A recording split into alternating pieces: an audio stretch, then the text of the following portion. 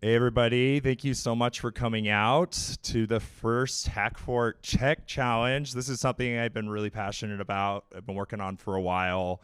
Hackfort is an event. We really focus around technology, innovation, and community, and the entrepreneurial spirit. And so, this is the first year doing this. We're hoping to grow it. I have to thank Perkins Coie and Mavic Ventures and Boise State for all the work they put in to help me. I couldn't have done this by myself.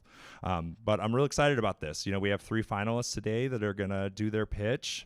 We have some judges here, and the plan is we're probably going to, each finalist will probably get about a 30-minute block, but the idea is do your pitch with Q&A, and then we'll take a little break for the judges to get together and tally their sheets.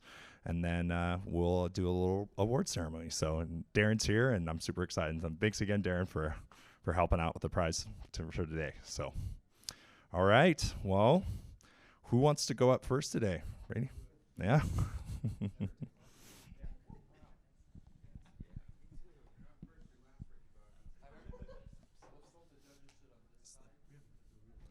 they're right up here. He sent them all out so you guys can all sit in the same row. You guys have microphones.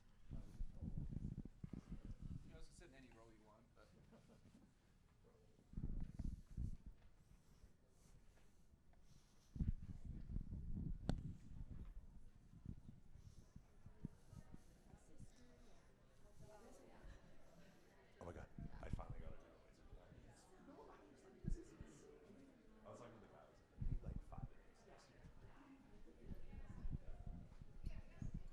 Can you hang in this one and help with Q&A? But this, yeah. Like how long the pitch is gonna be. It's okay. Were you instructed to keep it to a certain time? Yeah, 4 minutes. 4 minutes? Alright, then let's not mess with that. Let's just keep it to what you guys. Keep it tight. Yeah. Okay.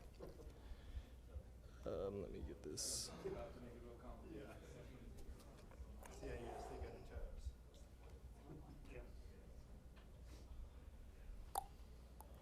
Come on. What's going on? This is supposed to be in full screen mode. There we go. Okay. Everybody good? Situated? Okay, cool. My name's Brad Moselle, and the first thing I want you to do is remember the last time you were really afraid. The shortness of breath, maybe your elevated pulse, maybe you were irritable, maybe you were felt helpless, As a teacher of at-risk youth, I see these responses every single day. And although the circumstances are always different, the symptoms are always the same. And the reason this is so is because they're all caused by amygdala hijack, also known as your fight or flight reflex. Now, when this reflex is engaged, your brain redirects energy from surviving to thriving, or from thriving to surviving. And at an individual level, this creates stress, anxiety, fear, trauma. And at a societal level, it creates things like the opioid epidemic, increasing teen suicide rates, and a nation attempting to recover from 2 years of collective tragedy. But in 1987, Francine Shapiro made a breakthrough. She discovered that if we manually stimulate the left and right sides of the brain, we can deactivate that fight or flight reflex. Using devices like the one you see on the screen and psychoanalysis, she created EMDR, which is today the fastest growing modality of counseling. Today, I have the great privilege of introducing Dharma Doctor tabs, which are the world's most elegant, effective, and affordable bilateral stimulation device. Now, tabs are designed to be used by anyone, anywhere, to reduce stress and anxiety in under 30 seconds. So you simply turn them on, and you hold them in your hands.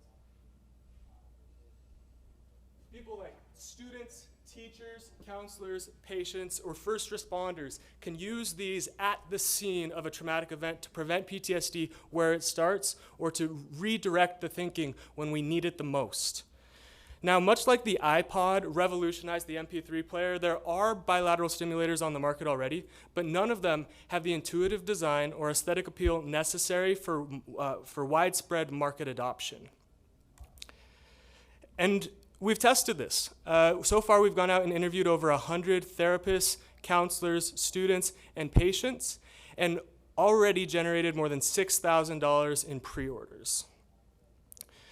In order to get this to market, we have 3 key phases in the business development. We're already completed at phase 1, which took us from idea to the product you have in your hands in under 6 months. We did that by leveraging our incredible entrepreneurial ecosystem and with help from people like Trailhead, Unbound Library, Boise Venture College, and the University of Idaho.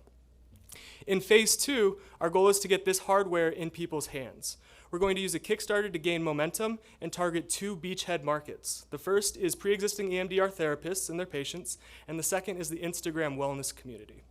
Now in phase 3, we open that hardware to app-based controls, allowing us to integrate with your favorite wellness app or telehealth platform. In order to have this quick growth, there are 2 key financial performance indicators that make that possible. First is that we have a high gross margin, and second, we have relatively low startup costs. And this is incredibly important because we are at the beginning of a mental health tsunami. Just the mental health app market alone is expected to quintuple by 2032, reaching $30 billion. Now, in order to make this whole vision possible, you've met me today, but I've also assembled an incredible team of advisors with experience across a wide range of sectors in order to make this dream a reality. Mr. Musk once said that if the problem is significant enough, you do it even if the odds are not in your favor. For those of us on the front lines, there is no problem more significant than the mental health of our youth. Any proceeds from today will go directly towards funding our design patent, which we will file on April 7th. Thank you all for your time. So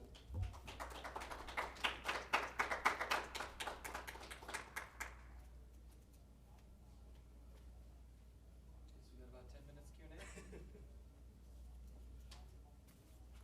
Okay, any questions? Yeah. So, this looks, and I certainly agree with the need and all. So what type of mental health professionals do you have sort of looking at this, endorsing this, Yeah. behind the science, so to speak? So EMDR as a psychology, like as a practice at this point, has been fully adopted by mainstream psychology, like vetted through peer-reviewed journals. In 2016, those same journals discovered or verified that bilateral stimulation using tactile stimulators reduced stress and anxiety without the psychoanalysis intervention. So, that's the science that we're currently relying on to validate it. Moving forward, some of the things we would like to do are work with local research partners to test really the use case of this in particular incidents that currently haven't been tested, such as at the scenes of traumatic incidents, right? Like first responders using this with victims at the scene of an event, or as an intervention in schools. None of those have really been tested for efficacy at this point, but it is in our plan down the line. The long-term goal is to really develop a digital pharmaceutical which would receive FDA funding, right? But in order to do that, we'll need to partner with a research team.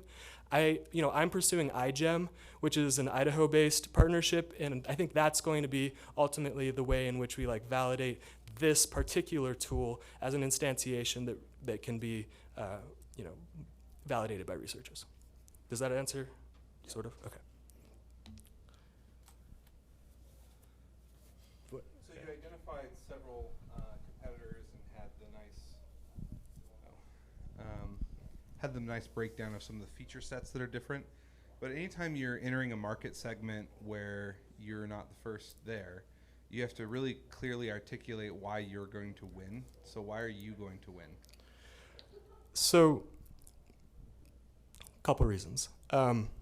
One, the market segment that all of those pre-existing competitors have actually addressed is the pre-existing EMDR therapists as it is. They all have targeted the clinical use case to begin with. None have made a marketing effort towards larger or broader adoption, or more specifically the niche markets of Instagram wellness. So in one case, we're taking a pre-existing technology from one market and moving it into a separate market And the honest truth is, like, we have to move fast, right? Like, we have to own that space, and we have to own it quickly in order to really establish ourselves as the bilateral stimulator, like, of the wellness community. But the other, So hold on, let me stop you there for a second. So most people, the first time they're running into EMDR would be when they're at the therapist, right? So that's currently, yes. Yeah. So are you expecting that you're going to have to do a whole bunch of education around why a consumer on Instagram would be willing to buy this without any prior knowledge about EMDR?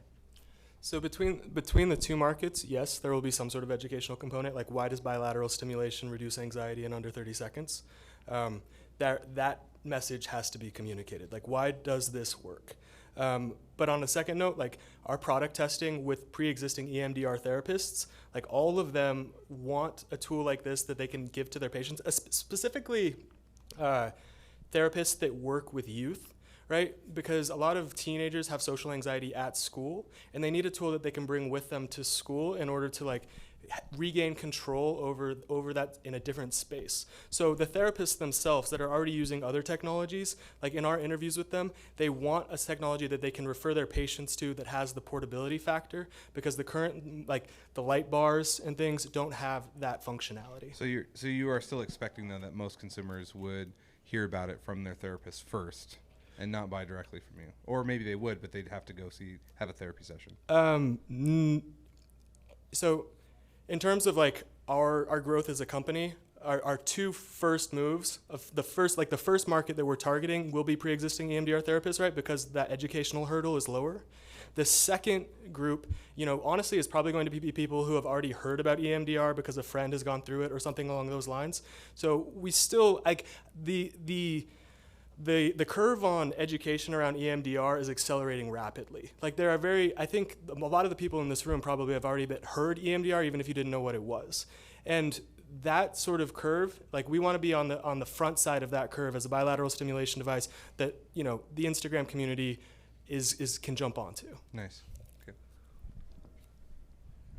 And I was gonna ask with, so, like, the pulses you feel, like, kind of the vibrations, is that proprietary to you guys? Is that how every other device, like, is that gonna be a standard kind of deal of what every device will do the same, or is there some proprietary or different based off the type of pulse or times? So between the competitors, there are differentiation in how that pulsing or the vibration works. BiTAP uses a different type of vibrational motor. And those things are honestly still up for iteration in terms of production, what we think is most effective, changing the rates of vibration and dialing that really in. There aren't a lot of clear studies as to what type of vibration or tactile stimulation is most effective. It's not proprietary to us. The vibration is not proprietary. However, currently the standard is a vibrational motor into sort of tappers is what's traditionally used in a therapist's office. So it fits the current industry standard, but there is differentiation that is still to be explored. Okay.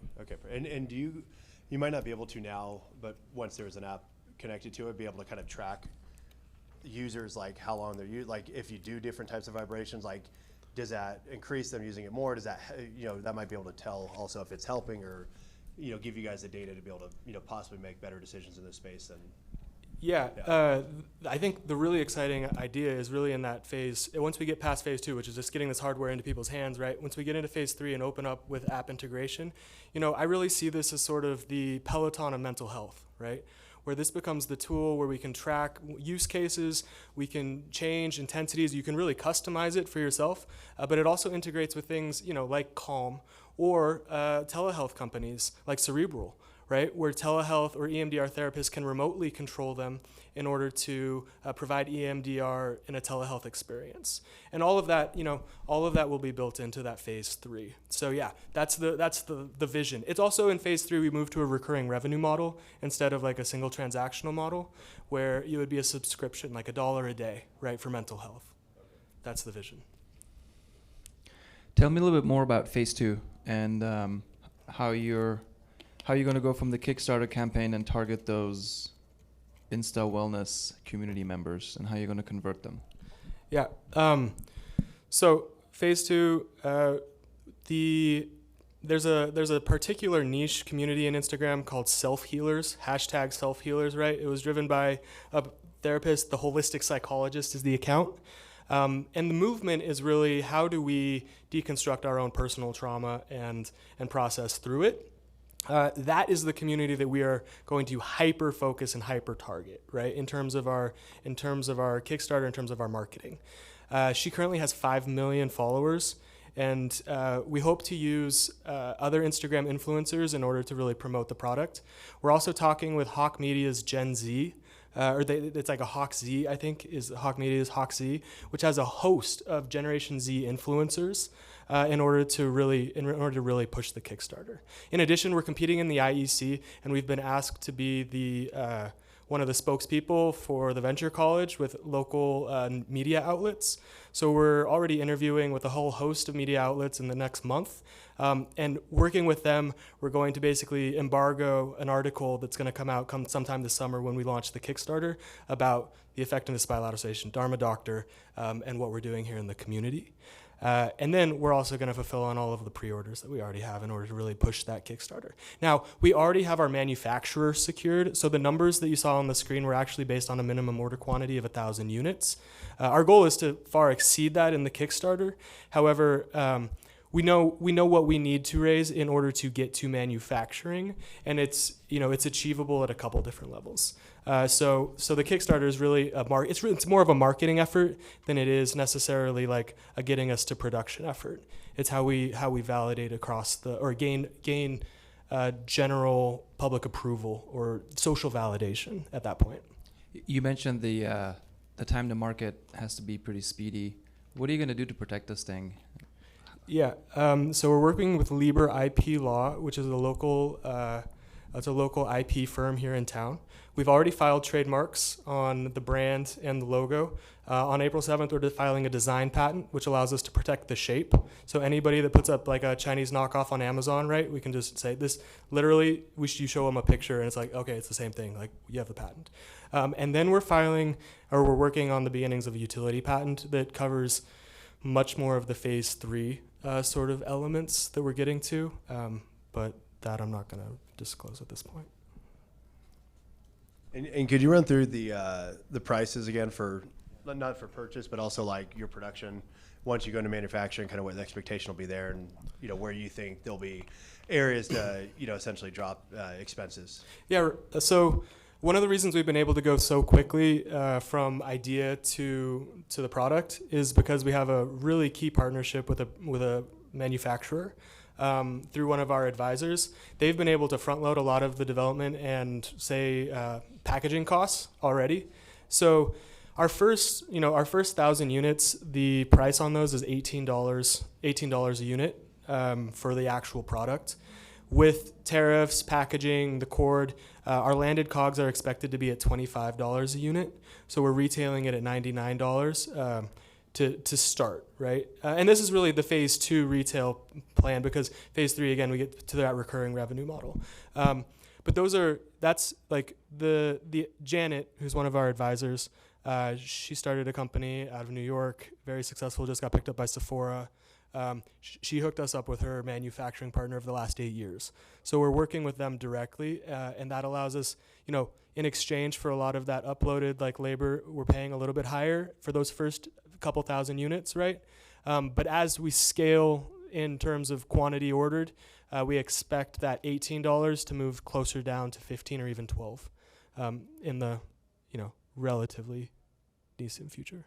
And with the 6,000 pre-orders, were those mainly from like word of mouth and things you guys pushed out, or just other marketing that you've done so far? So that was $6,000 in pre-orders, and it was all just word of mouth. It was us, like during these interviews, everybody was like, put my name on a list because I want to buy one as soon as you can. Like, or when I had the first one, it was, I'll buy the second one.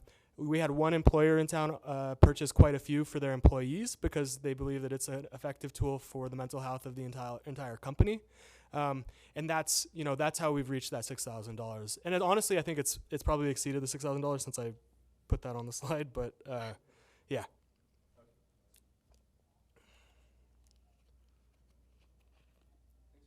Thank you. Thank you all.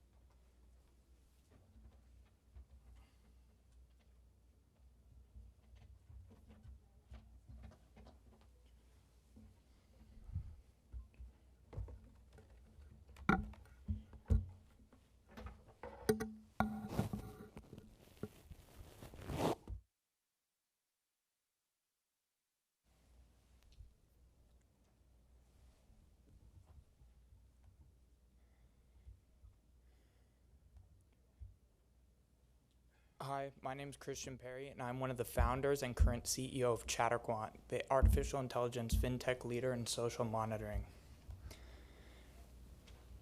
Social media discussion absolutely moves markets. Most people are familiar with what happened last year, where AMC and GameStop ran thousands of percentage points solely based on what people were discussing on social media platforms like Reddit and Twitter.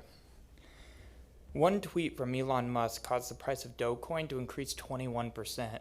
What most people don't realize is movements like this happen multiple times per week, albeit on a smaller scale. But no one person can manually monitor hundreds of millions of posts and tweets a day to make actionable trading insights off of that much data. Reddit has over 1 million posts per day, and Twitter exceeds 500 million tweets daily. My company, ChatterQuant, offers real-time social monitoring tools to hedge funds, banks, and traders to give them an edge in the market. We do this by filtering through hundreds of millions of tweets and posts in real time every single day and extract over 20,000% more data off of these tweets than the next leading competitor, exceeding that even of a $40,000 per year Bloomberg terminal.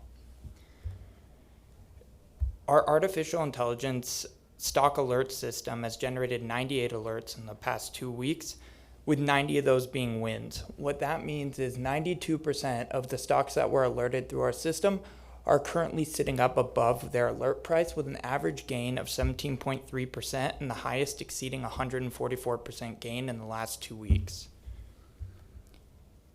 When we first launched ChatterQuant, we launched with a B2C model and were able to acquire over 12,000 users, 3,000 of those being paid monthly subscribers. Since then, we've had a huge interest from institutions and have signed over 4 clients since our launch 6 months ago in September. According to eBiz World, financial data spending exceeded $16 billion in 2021, and alternative financial data is expected to exceed $11 billion by 2026. Some of our current clients and people we're in discussion with are CBOE, NASDAQ, Bloomberg, TrendSpider, TradingView, ICE, and Money.net. Our B2B revenue model includes offering API access to institutions as well as building out custom development solutions. Our average annual contract exceeds $80,000 with these customers. Out of Hackfort, we are hoping to be able to expand our brand awareness, continue attending financial technology conferences to expand our institutional network and increase our competitive edge. We currently have 5 full-time members on our team. Myself, my partner Bar is a PhD from Oxford University with a history in market-making algorithms. Jimmy Bruner, our graphic design coordinator. Benjamin, a senior full-stack developer. And Hanga Juhas, our social media manager. Thank you.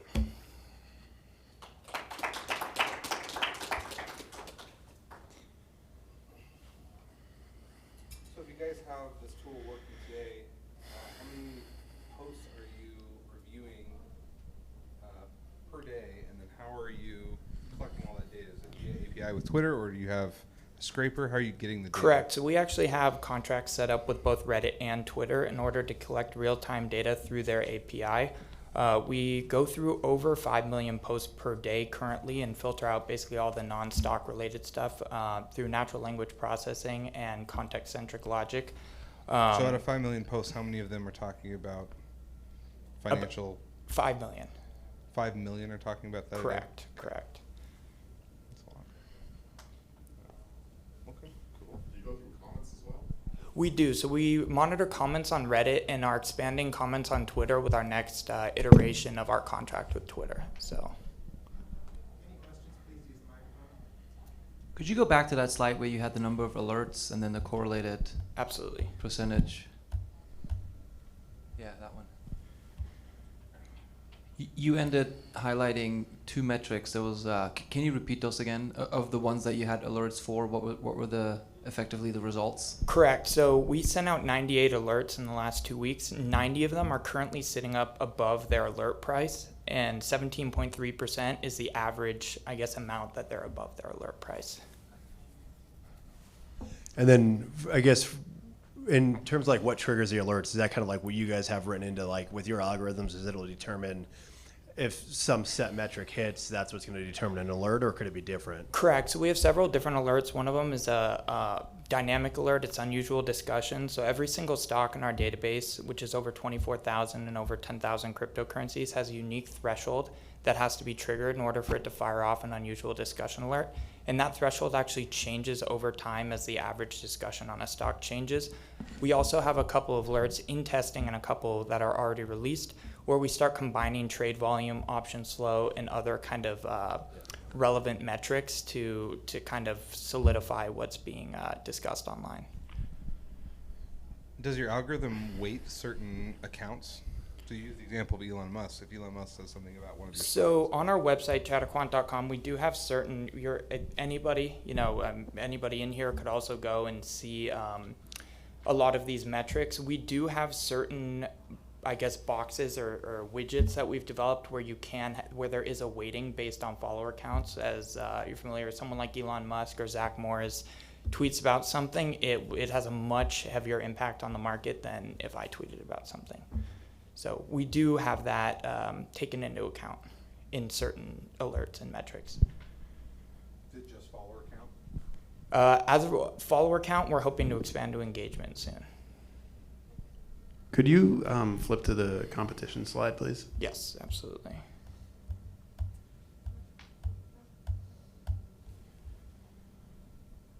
Okay, so for the competition, what sets you apart from your competition? Like, what is kind of proprietary? What is kind of your secret sauce, so to speak? Sure, absolutely. So there are very few firms actually monitoring social sentiment since it's such a new phenomenon, right? Like people didn't care until last year when AMC and GameStop, hit the roof because of discussion volume.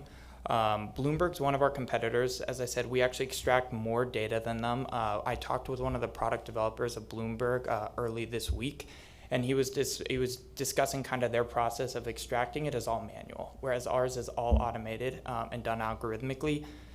SMA, Social Market Analytics, is another company that does this, but they offer delayed data up to 2 hours, where all of ours is real-time, minute level, even tick level data. So you'll see posts on our platform before it even shows up on Twitter front end.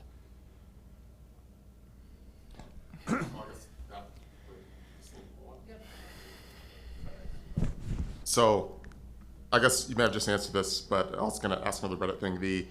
I understand that Reddit has a API where you just need to type in .json after every URL in order to get that page as a JSON file. What advantage came from creating the contract with them? Was it just to be able to get real time, or do you have a special REST connection? So it's definitely latency, as I was saying earlier, but as well as we actually have the right to license this to others institutionally, whereas there's a couple people out there that are kind of going there and scraping from their computer who don't necessarily have the right to be doing that, nor doing anything else with that data. So there are legal problems with using all that data for that sort of thing? There are, if you don't have it all cleared off with them, right? I mean, last thing we want to do is, sign a contract with NASDAQ and have our data being illegally harvested, right? And so that does set us apart. It is something they've only done with one other firm. And so there's probably 10 other people kind of trying to do this with, much, very different insights that they're trying to extract, but as well as they're doing it illegitimately. So one problem that every company that is relying so heavy on data from these platforms to begin with is that at any moment they can cut you off. So how are you hedging against that? Sure, absolutely. So we actually have 2-year-long contracts signed with each of them. So at the bare minimum, we're going to be, they can't really cut us off or at least, we have a contract that says, you have to keep providing us data for the next 2 years. Obviously, that also means we have to keep paying for it for the next 2 years. But we're also looking to expand into other platforms, but hopefully that kind of answered that question. Just out of curiosity, what's your technology stack behind it? Because processing and filtering and applying AI to 5 million transactions a day.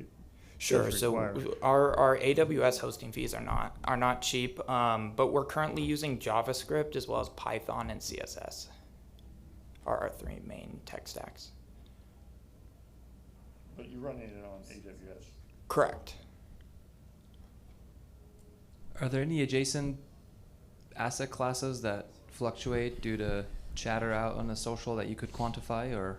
So cryptocurrency is absolutely huge. That's the thing we've been the most excited about, because cryptocurrencies don't have earnings. They don't have, balance sheets. It's truly who's talking about it, what's the news, and a little bit of technical analysis kind of sprinkled in there.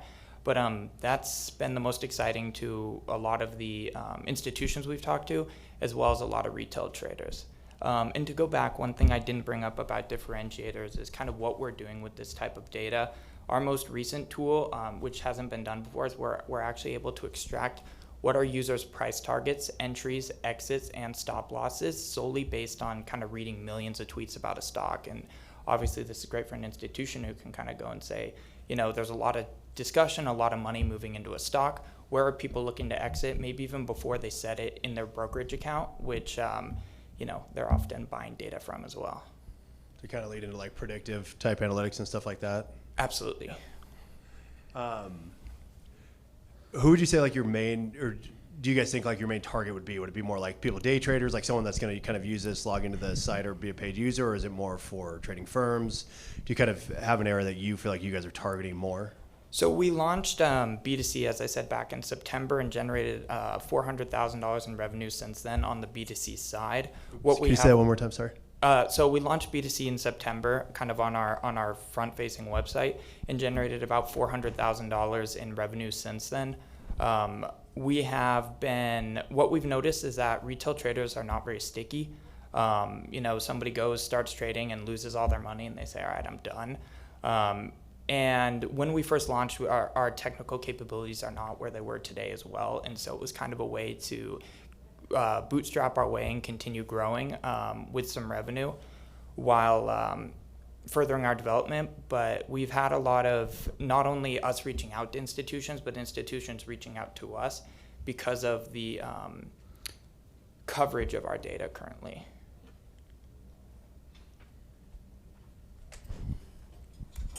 So you mentioned you had kind of a spread between paid and free users.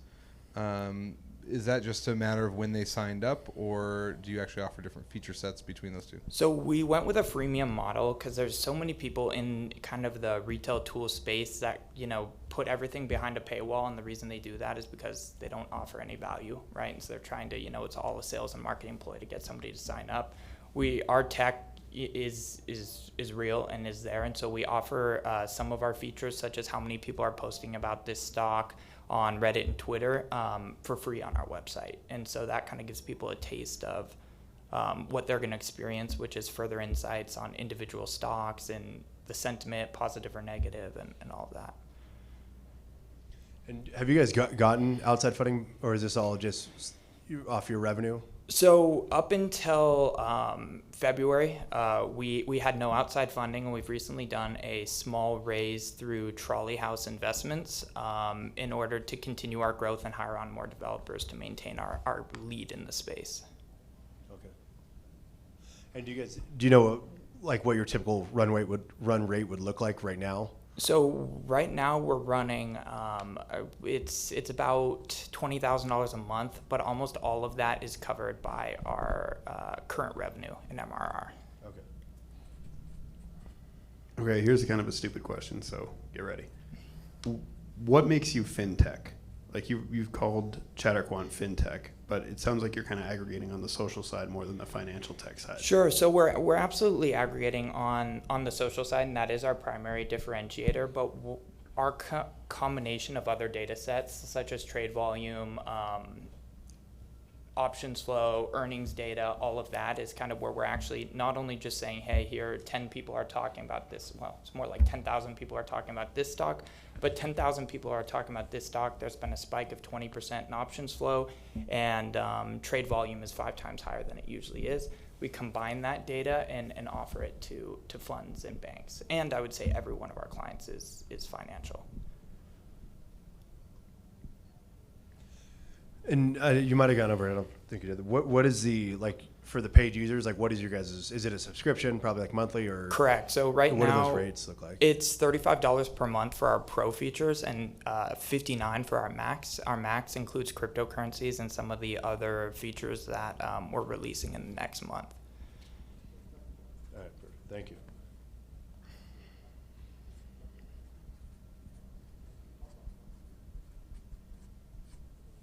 Cool, thanks. Perfect, absolutely. Thank you.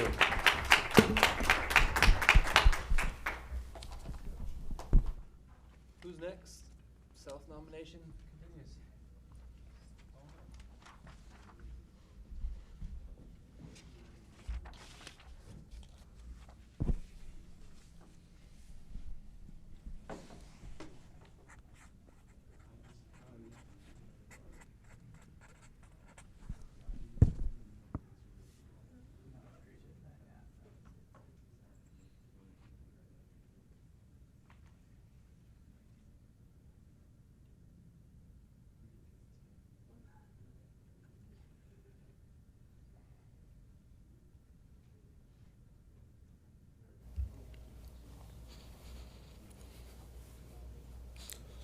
Hi, I'd like to talk to you today about my air bank, where we are revolutionizing point of sale system in Nigeria, West Africa. So if you look at the picture to the left, this is a pretty typical store that you can find in Walmart. And one of the things you can find here is a point of sale system right there. So usually if you want to buy something or make purchases, you can just get your card. And why do we need to go cashless? Is for faster access, for better security. You don't have to move money around. It's not safe. And also, when you go cashless, you have less, you're prone to error, human error, collecting the money together, summing up all the money for the end of the day or whatever. So that's why we have point of sale systems. But at the right-hand side here, we have, this is a store, a local retail store, and there's no point of sale system. And they would definitely want to have faster access so people can pay for their services. They want to have better security, obviously, because they will want people to be able to, move their money around at the end of the business day. And they would also want to have a chance to have less error when dealing with their money. So why don't they have a point of sale system? So point of sale systems are expensive, especially for an average Nigerian retailer. There are expensive setup fees. There's also a problem of maintenance and having to deal with the slow turnaround time. Basically, where getting your money out of the system takes a couple of business days to get your money out of the system.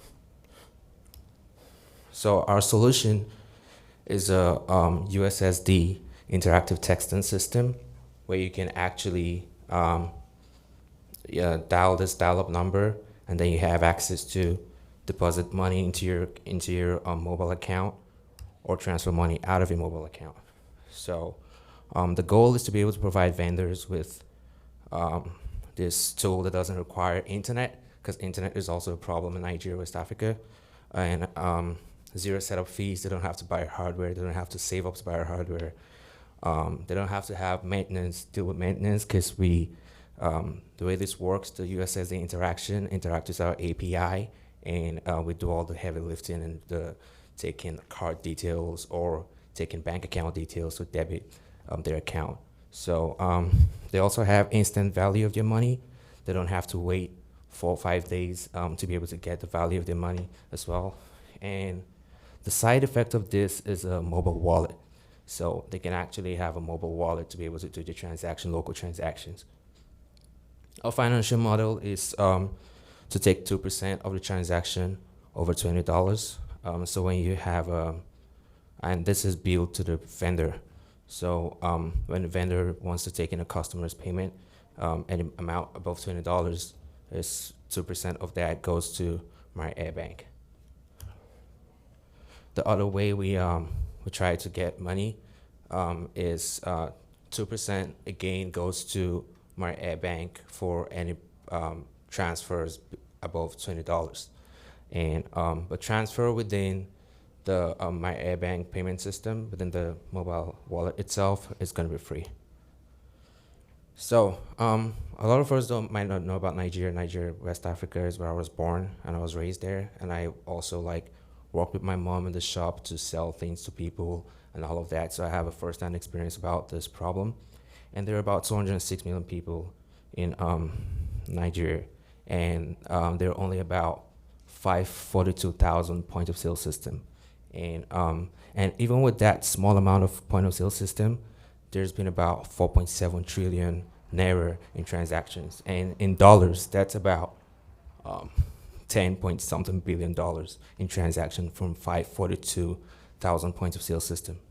So just imagine having way more than that, where anyone and everyone can have a point of sale system on your phone with zero setup fees and not having to deal with all that complications.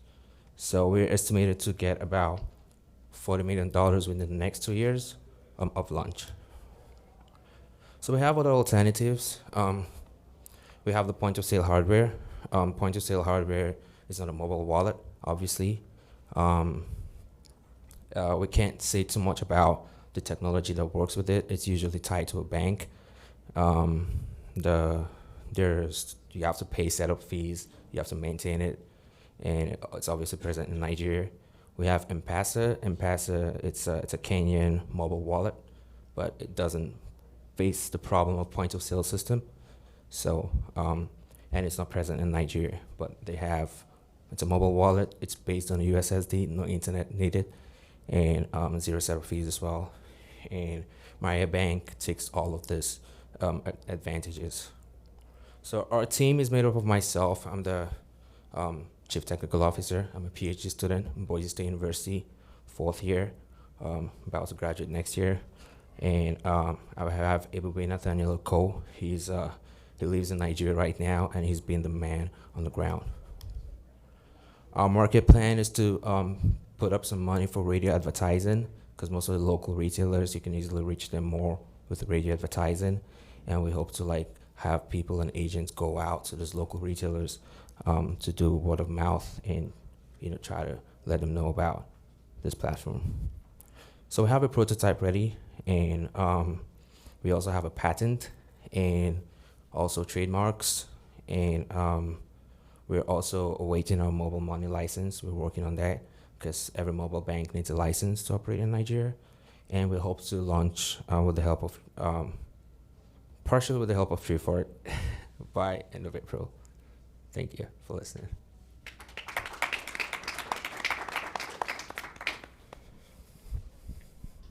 Creative solution. So my first question is about, so you're trying to validate these transactions in a world in which you might not have an internet or data signal. And so how do you actually plan to transact the dollars if no one has a connection? So it's a text-based USSD platform, and USSD, you're communicating with your provider. So the provider sends us the data to the API, and then we do the. So the cell coverage is good enough. The data coverage is not. Is that what you're saying? Yeah, GSM. So, okay. Yeah. GSM is good enough. Yeah. Okay, that makes sense. And it seems like that's, in terms of security, that's a relatively unsecure system for this type of transaction. Yeah, it's a problem, and we're trying to get this stuff called a PCI DSS license as well, which helps us to be able to have a structure for making sure all this information is well secure in terms of movement of data. Yeah, that is a problem, and it's something we're thinking about. Cool. Okay. Thanks. Have you guys ran money through it before? Right now we're in the prototype stage, and we're running fake money through it to see how it works, and we're talking to investors to get more money to actually run live. But once we get our mobile money license, we're good to go because I'm done with the prototype already. How do you plan on going to market in Nigeria? Are you gonna how do you work with these vendors and or consumers? Do you start in one camp and then move into the other? So our focus right now is Lagos. Lagos has quite a large number of population, and we plan to get people to go talk to these vendors directly. And there's a lot of people listen to radio back home. So there's that too. That's how we're gonna reach more people and stuff like that. So a lot of it is just talking to people about, hey, this is what we got, and news spread fast. Everyone talks, everyone communicates, and that's how we plan to reach people and vendors. Yeah. And other than the bank license that's tied to Nigeria, are there other barriers that would prevent you from spilling this over the borders of Nigeria into other African and Asian and Middle Eastern countries? Aside from the license, I don't think there are other barriers. I just tweaking technology, we can support a different currency. You know, it might just be like just change the database, or change whatever conversion rates and all of that. Like, I don't think we would have any much problem aside from licensing to be able to work anywhere in Africa.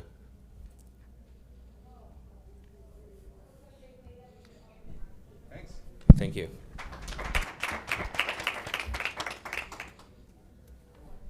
All right. Well, thanks again, guys. That was really, really cool. I was running in and out, but I did get to catch all three of you guys.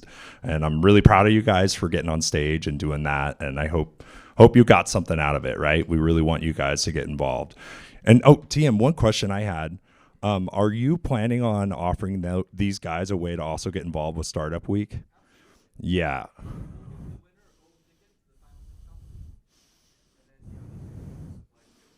Okay, that's great. So keep that in mind, guys. You know, Startup Week is a sister event to us, and we love to collaborate on that. So that's really great.